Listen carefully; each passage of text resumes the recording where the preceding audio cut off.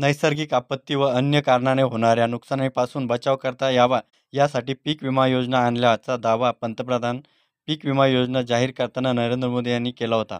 राष्ट्रीय महत्त्वाकांक्षी या योजनेस केंद्र शासनाने वर्षाकाठ 13,620 कोटी रुपये 2023-24 दिले.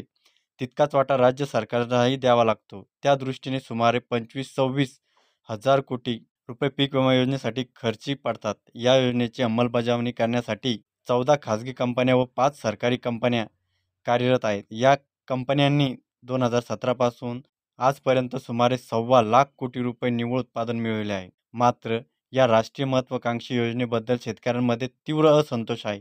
पीक विमा कंपन्यांचा शेतकरी विरोधी व्यवहार, पीक विमा योजनेतील जाचक यामुळे फारसा लाभ शेतकऱ्यांच्या पदरात पडत नाही व आपल्या या योजनेतून पीक विमा योजना रगड नफा कमवत असल्याचं दिसून येत आहे. त्याबद्दल पीक विमा कंपन्यांच्या नफ्यावर 20% सिलिंग लावण्याचा बीड पॅटर्न गाजावाजा करण्यात आला.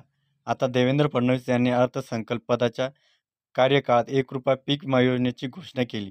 यातून योजनेच्या निराशापोटी घटत जाणाऱ्या पीक विमा संरक्षित क्षेत्रात यंदाचा खरीप हंगाम जवळपास दुप्पट म्हणजेच 114 लाख हेक्टरपर्यंत वाढले. मात्र यातून पीक विमा कंपन्यांना मिळणाऱ्या विमा हप्त्याचे उत्पादन मोठ्या प्रमाणात वाढले आहे. विमा भरपाई देण्याच्या निकषात कोणताच बदल न केल्याने समस्या कायम राहिल्या आहेत. भारतातील विभिन्न पीक रचना आणि कृषी हवामान लक्षात घेता सर्वच पुनर्रचना करून पीक विमा योजना राज्य स्तरावर विकेंद्रीपणाने राबविली तरच शेतकऱ्यांच्या हिताची ठरू शकते. मात्र यासाठी केंद्र शासनाचा निधी, राज्य सरकारची इच्छाशक्ती आणि शेतकरी आंदोलनाचा रेटा याचीच आवश्यकता आहे. तो दिवसेंदिवस शेतकऱ्यांना दिलासा देणारा ठरेल. अग्रिम पीक विमा भरपाई कधी मिळणार याकडे सर्व शेतकऱ्यांचं लक्ष लागून राहिलं आहे. यंदाच्या हंगामात सुरुवातीला पावसाने ताण दिल्याने आणखी खरीप हंगामात अपुरा पाऊस झाल्याने खरीप सोयाबीन, कापूस, मूग, उडीद इत्यादी पिकावर मोठे संकट ओढावले होते आणि ओढावलेले आहे.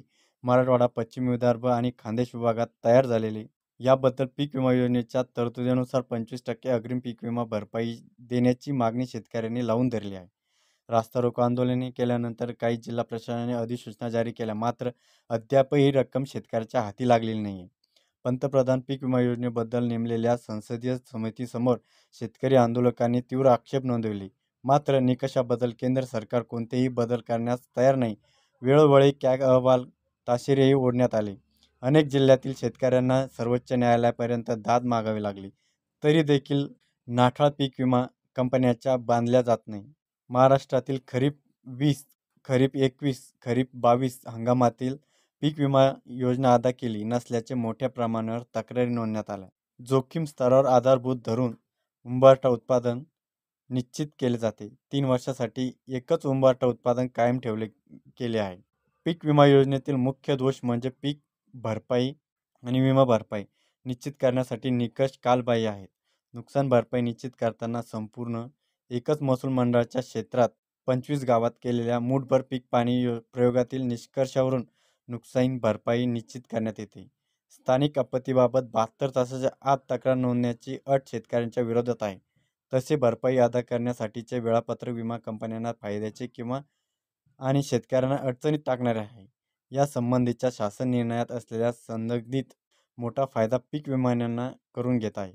यापेक्षा जास्त असल्यास संपूर्ण महसूल मंडळ पीक विमा भरपाईसाठी पात्र ठरते. मात्र अशा क्षेत्रात देखील पीक पाणी आणि पीक कापणी प्रयोग चांगल्या विभागात करून सरासरी उत्पन्नाच्या आधारे शेतकऱ्यांना पीक विमा भरपाई नाकारण्यात आलेली आहे. त्यामुळे शेतकऱ्यांना पीक विमा 2023 पासून शेतकरी वंचित आहे आणि त्यांच्यामध्ये तीव्र नाराजी आणि संतापाची लाट उसळली आहे.